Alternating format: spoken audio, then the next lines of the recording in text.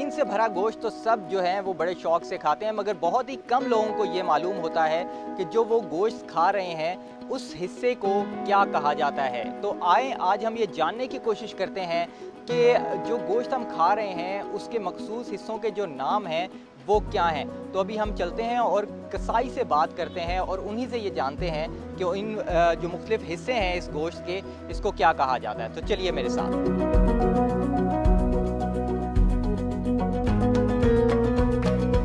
हमारे साथ मौजूद हैं फरमान सईद साहब और इनसे हम जानने की कोशिश करते हैं कि ये मुख्तलिफ जो हिस्से हम इस्तेमाल करते हैं खाने में भी और बड़े शौक़ से हम इसको खाते हैं, गोश्त के जो हिस्से हैं, तो इनके क्या नाम हैं। और आज इनसे हम डिटेल वाइज ये पूछेंगे। फरमान भी हमें ये बताइएगा कि ये जो मुख्तलिफ हिस्से होते हैं इनको क्या कहते हैं। तो यहाँ से हम शुरू करते हैं। सबसे पहले ये है व्हील पाए, ठीक है जी। व्हील मतलब बछड़े को कहते हैं और ये बछड़े की हेफाई, इसमें 2 पीसेस हैं, ठीक है जी। और ये इसके साथ तो मेरा बोन्स भी लोग लेते हैं, इसके साथ तो बोंग का गोश्त भी डालते हैं, निहारी से बनती है, ठीक है जी। दूसरी बात क्या है जी? ये है व्हील टोंग, ज़बान है बछड़े का, ठीक है जी। इसके आप स्टेक भी बना सकते हैं, बोटी भी कर सकते हैं और वैसे फ्राई कर सकते हैं। इसके बाद ये मगज़ आ गया है। ये है बीफ ब्रेन, ठीक है जी। ये मगज़ है बीफ का। ये है हमारे पास व्हील ऑक्सटेल, ठीक है जी। इसको दम कहते हैं, ठीक है जी। ये आप पुलाव में भी डाल सकते हैं, वैसे भी बना सकते हैं। ये है wheel shank boneless. Okay okay, ये किधर इस्तेमाल होती है सर? ये बोंग का गोश्त है। अच्छा, ये बोंग का गोश्त है, बगैर हड्डी वाला। ये कुछ लोग वैसे कस्टमर ले लेते हैं कि बोंग का गोश्त दे दे, तो हम उनको ये बोनलेस दे देते हैं, साथ में एक बोन मैरो दे देते हैं, ताकि उसमें वो गूदा होते, उसका टेस्ट जो है वो निहारी में शामिल हो जाते, तो बड़ा टेस्टी बनते हैं। शौक से लेते हैं, ठीक है। ये क्या है? ये है व्हील टेंडरलाइन। व्हील टेंडरलाइन ये बछड़े का है और सबसे ज़्यादा सॉफ्ट मीट यही है। इसके आप स्टेक भी बना सकते हैं, नरम स्कीवर भी बना सकते हैं, ड्राई चिली के लिए भी इस्तेमाल कर सकते हैं। ये क्या है सर? ये है व्हील शॉर्ट रैप। ये दस्ती का एक हिस्सा होता है, दस्ती का ऊपर जो पसलियाँ होती है, इसको हम काट के इस तरह पैक कर देते हैं, ठीक है जी। इसको आप वैसे भी बना सकते हैं, बोटी करके भी बना सकते हैं और पूरा साबुत भी बना सकते हैं, हॉट प्लेट पे भी। इसके बाद होता है हमारे पास ये रिप कट होता है व्हील का, तो ये भी आप बिरयानी में इस्तेमाल। सीना, हाँ सीना भी, सीना तो नहीं, ये पसली है, पसली है, लेकिन ये बोटी में कटी हुई है, ठीक है जी। और ये है हमारे पास रान का एक हिस्सा होता है व्हील का, इसको मतलब वो पूरा रोस्ट होता है, इसके आप स्टेक बना सकते हैं, पसंदे बना सकते हैं, पूरा राउंड में होते हैं, ठीक है जी। राउंड पे पूरा राउंड है, बगैर चर्बी वाला, बगैर हड्डी का, ठीक है जी। तो ये भी लोग ज़्यादातर पसंद करते हैं। टॉप साइड रोस्ट से बनता है, व्हील टॉप साइड रोस्ट से।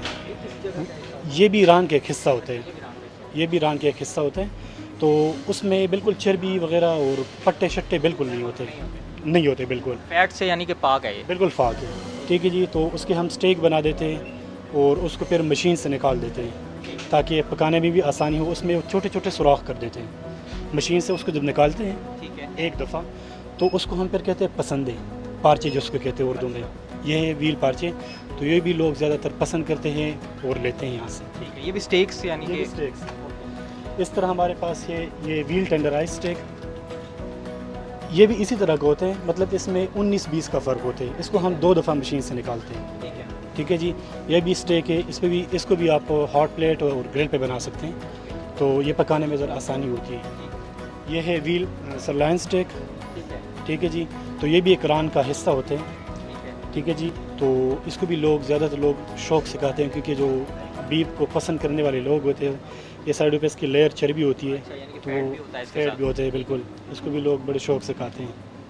दूसरे हमारे पास करी होती है, करी व्हील करी जी, जिसमें आप शोरबा भी कर सकते हैं, आलू गोश्त, ठीक है जी। इसमें आप बीफ पुलाव भी कर सकते हैं और वैसे नॉर्मल रूटीन में बंदा सालन भी बना सकते हैं, ठीक है। यानी कि ये सालन के लिए, जो शोरबे वाला सालन लोग पसंद करते हैं, वो ये लेके जाते हैं व्हील करी, ये लोग लेके जाते हैं भी। धागा लपेटा हुआ है। ये है व्हील सरलाइन रोस्ट, ये भी रान के एक हिस्सा होते हैं। इसके ऊपर बिल्कुल ये एक फैट की लेयर है, ठीक है जी। इससे आप स्टेक भी बना सकते हैं, बोटी भी कर सकते हैं, और ज़्यादातर लोग जो है मतलब वो कीमा निकाल के, मोटी जाली से सिंगल कीमा निकाल के वैसे भी आप बना सकते हैं। ये हमारे पास बीफ टिप रोस्ट होता है, मतलब कि ये जानवर बड़ा होता है, ठीक है जी। तो इससे आप स्टेक बना सकते हैं, बोटी कर सकते हैं, स्टर फ्राई बना सकते हैं, जो आप बनवाना चाहें तो इससे बना सकते हैं, ठीक है जी। और ये दूसरा होता है हमारे पास सरलाइन स्टेक, प्राइम बीफ सरलाइन स्टेक होता है। तो इसके आप स्टेक बना सकते हैं, कीमा निकाल सकते हैं, स्कीवर बना सकते हैं, रोस्ट कर सकते हैं, ठीक है जी। और ये होते हैं हमारे पास टी बोन स्टेक, ये भी प्राइम बीफ का सरलाइंस होते हैं, पूरा सरलाइन साबित उसको लेके, ये जो बैकबोन जिसको कहते हैं, बैकबोन कमर का जो गोश्त होता है, ये वही हिस्सा है। इससे हम बनाते हैं टी बोन, ग्रिल पे भी बना सकते हैं, हॉट प्लेट पे भी बना सकते हैं, ठीक है जी। लेकिन लोग भी इसको बहुत पसंद करते हैं। टी बोन भी इसको कहते हैं आप, और व्हील चाम भी कह सकते हैं। यही पुट का गोश्त है, ठीक है जी।